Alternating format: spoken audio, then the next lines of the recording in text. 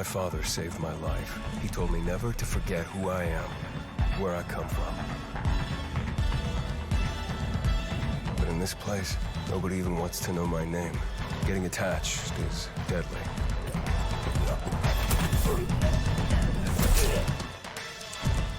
Because when darkness comes, I might be gone.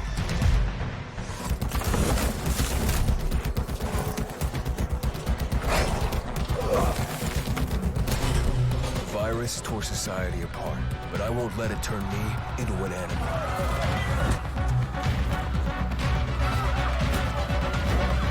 Staying alive became the essence of our existence, yet life must be more than just survival.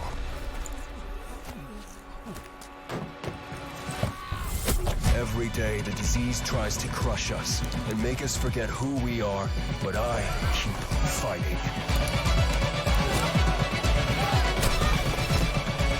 My name is Aiden, and I am infected.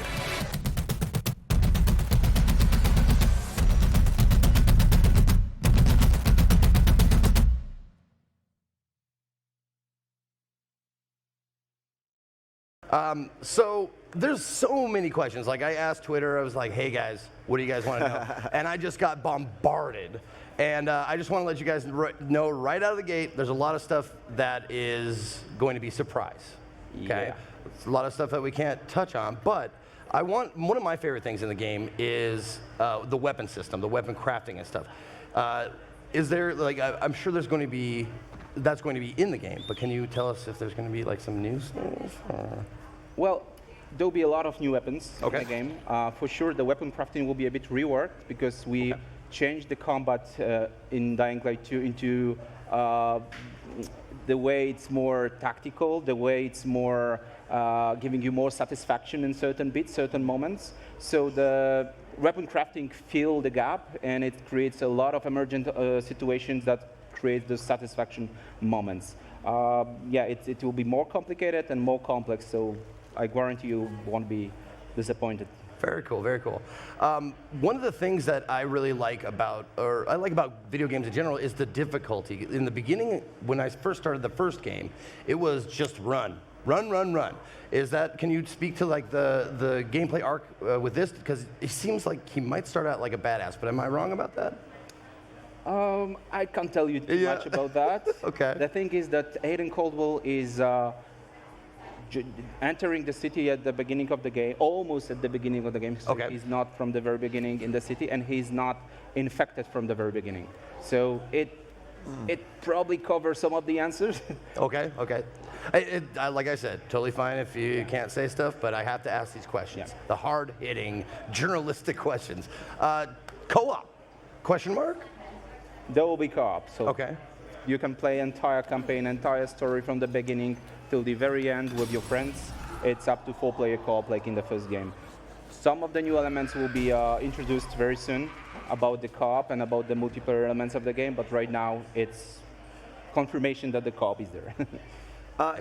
Can I ask a couple questions about, when you dropped a lot of the information around this sort of the city that is living, and based off of your decisions, then, is it the peacekeepers, they could react differently to you or what is happening or saving a citizen, et cetera.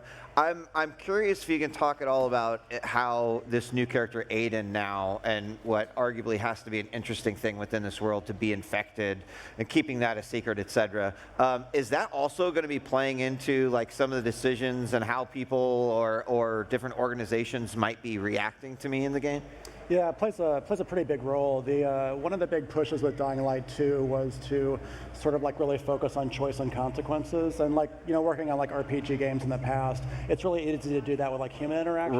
Right. But what's really impressed me about Dying Light 2 is the sheer amount of environmental reactivity that may occur as a result of your actions in the game. And really, when I saw the first few examples of it, I'm like, Adrian, you got to be freaking kidding me. He's like, no, wait, watch this.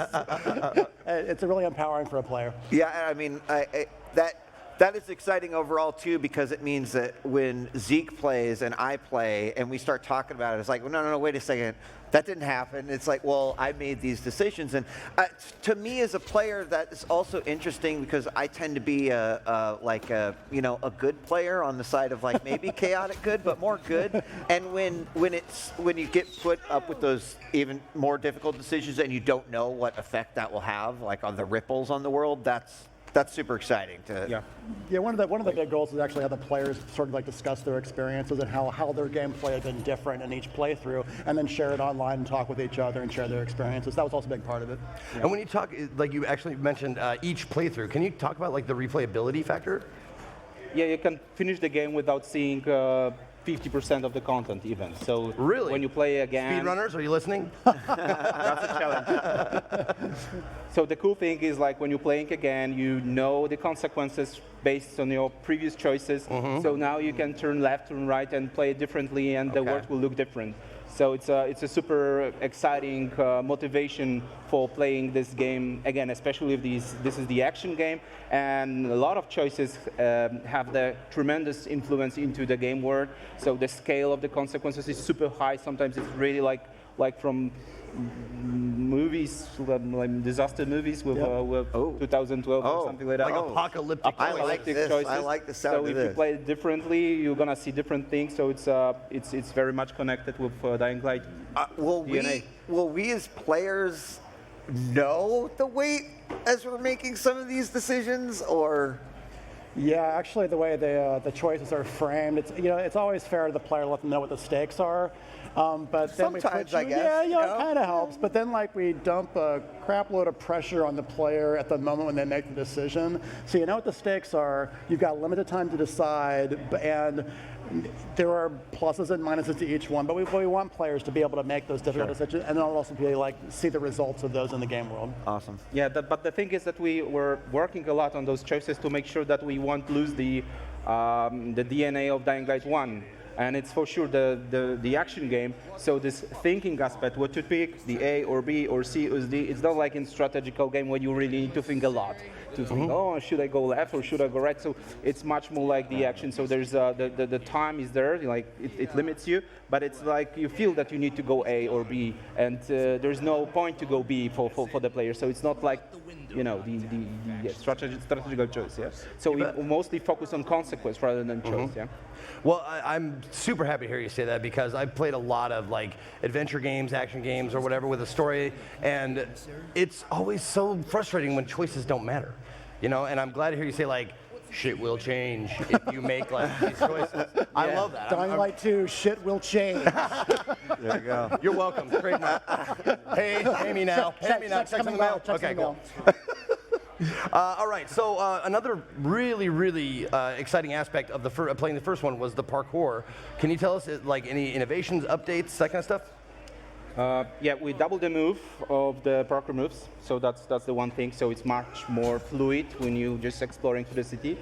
We introduced last year the. I'm sorry. When you say double the move, what do you mean by that? Like the speed animations or the... when you interact with environment. Okay. And we introduced last year something called the parkour puzzles. So there are certain puzzles, where you really need to look at your stamina and measure it, find the road, find the place that you want to rest. I love that. And there's a lot of those kind of things. And in the demo we've created for the show, we also introduced something like improving your avatar. So it's not only about skills that you can unlock for having new moves or be more efficient in moving. You also have some tools. Yeah. So you are upgrading your avatar. You have your tools on your body. You have a new grappling hook, which is really great. You can.